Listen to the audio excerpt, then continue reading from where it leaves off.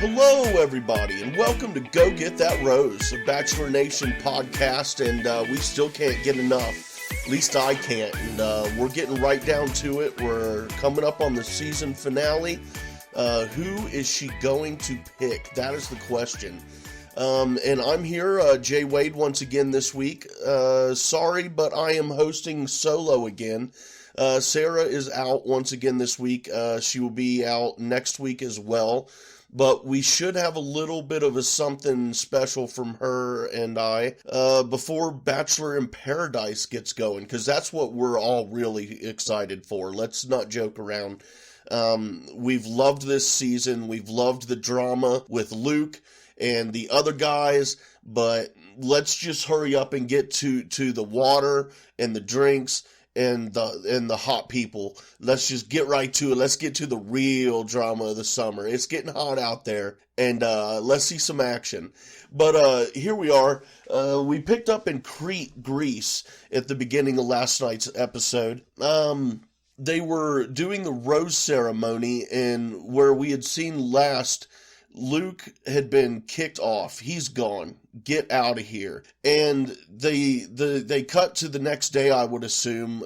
Maybe they give her a break to recoup emotionally, but they cut to the rose ceremony, and there's a pedestal there, 2 roses, 3 guys, and they don't know that Luke's gone yet. So they're just standing there kind of like, man, let's just hurry up and get Luke here, where's the golden boy at, just the typical boy comments, and she's doing her thing of just thinking about what she's going to do, and she says that she's pretty sure what she's going to do, and she's confident, and then Luke comes in. He comes into frame sitting in the back of the limo, or the van, whatever it is, limo, and or limo van. Yeah, I like that. He's in the back of the limo van, and he says that he knows Hanna doesn't want to be with him. Or how did he say that? That's right.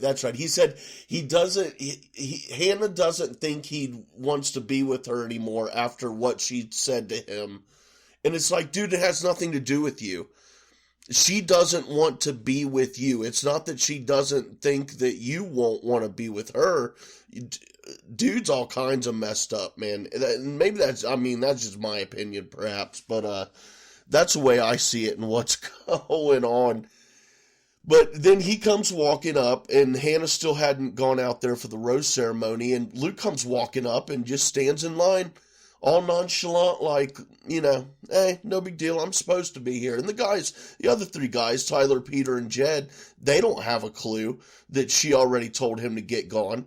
So, she comes in, she sees him, and she's just kind of like, holy crap, what are you doing here? And he just immediately walks right to her. And he's telling her that he's got to talk to her, and she's saying, no, you got to leave, all this. The guys still don't quite know what's going on. They obviously know she's not happy, but they don't know exactly what has happened, and that she's already booted his butt out of there. So one of them even said, dude, just get back in line, and then that's when she's like, no, I told him to leave last night. And then that's when the guys are getting onto Luke, telling him, dude, you gotta leave. You need, she already told you. Did you not hear her? And he just refuses to go. She didn't understand what he was really saying. She misunderstood. It's always somebody else's fault with this cat, man. And so this just goes on. And I'm sitting there wondering, where is Chris? Where is Chris? I mean, she is obviously not happy with the situation that's unfolding here. Where's Chris? And he finally comes in. And then at first he still stands there. Now, I get the whole production value and the drama helps and all that, but I'm just saying, come on, Chris, you're a better dude than that. I mean, I get it, but he came in, he stepped in, he finally interrupted Luke, and he asks Hanna, what does she want? And she says, I want Luke to go. So he pulls that, if you can look in my eyes and really tell me that this is what you want, I'll leave right now. And she does, and he does. And I was thinking maybe he was still going to come back or something. And then Chris told her about the ring in his pocket. And I'm like, oh, no, no, no, no, no, no, Hanna, girl, do not go after him. But she didn't. She held strong. At least that's what we know. That's where that cut off. Because then they went to the Men Tell All in front of the audience and whatnot. And now, again, I'm new to this. So this was my first season of watching this show. This was my first Tell All episode. And I'm not sure how it normally goes down, but Sara had told me earlier that it goes down a little bit different normally. But this time they started with Luke, and he was in the hot seat, buddy. And he stood by his statements. He stood by everything. He said he would not change a thing. He said he doesn't think he made any mistakes. And then they do a little commercial break. They come back, and again, he's going on about how people don't understand what he's saying. Everyone else is misunderstanding what he's saying. But every time he continues to try to explain it, it just is the same thing over and over again. And he's called out big time by all the guys, and it was just the typical. I'm not really going to get into it, which is going to make this a much shorter episode than normal, because as a guy, I'm not into a bunch of guys getting on each other and making those stupid comments that guys make to each other. It's far more interesting when the female gender goes ape on each other over guys. When guys go ape on each other over women, it's, I don't know, it's more stupid and childish than anything, I think. So, I kind of tuned out. I did the man thing. I kind of tuned out a little bit. But I did hear it, and it was just bashing him, which was all justified. Do not get me wrong. I'm with them. Luke he's a manipulator. He's controlling. I have no doubt whatsoever that he was using his faith the entire time to try to gain favor and manipulate her, for sure. And he even still tried to do that when she had confronted him on the show, and they got into it. But before that, they kind of talked to the other guys too, and there was out of all those guys, they had a John Paul Jones moment, and that was fine. That was, the typical stuff. But Dreamy Mike, Sara and I love Mike. We want him to be the next Bachelor so bad. And if it's not him, then we want John Paul Jones to be the next Bachelor so bad, because, as she put it, imagine the girls that would want to be with him and date him and have a shot for him. They got to be a little, I don't think John Paul Jones is crazy or anything, but he's just a little silly. He's a little goofy, fun-loving, it seems, and that could be a really fun season. But we're back in Mike. And he was obviously crushed when Hanna had sent him home, but he was really cool, really laid back. He didn't speak all that much, but when he did speak, he said that, he was crushed, but that he wants to let Hanna know that she's still fine as hell and that he is doing okay. And that was good. Mike seems like a really solid guy, and yeah, Sara and I are definitely rooting for him to get in there for The Bachelor. But after all this, Hanna finally came out, and she had said that she was insecure about doing The Bachelor and that Luke gave her hope. Now, I don't understand how, but I'm not her, so it's, whatever. But that's how she felt. That's how he made her feel. And he said thank you to her for teaching him how to self-reflect.